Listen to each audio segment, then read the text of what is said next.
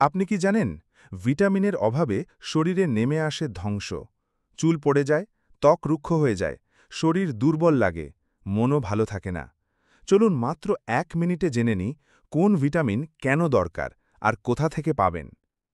Vitamin A চোখ ভালো রাখে, রোগ প্রতিরোধ করে। খেতে হবে গাজর, কলিজা, ডিম।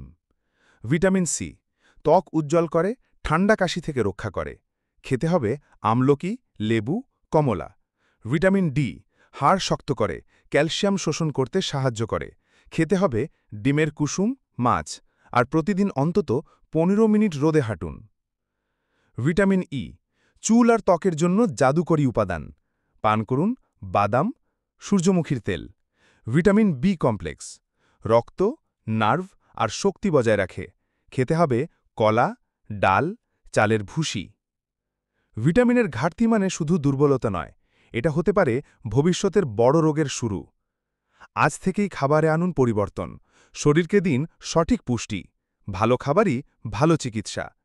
ভিডিও ভালো লাগলে আর দিন, বন্ধুদের সঙ্গে শেয়ার করুন, আর হ্যাঁ, সাবস্ক্রাইব করতে ভুলবেন না।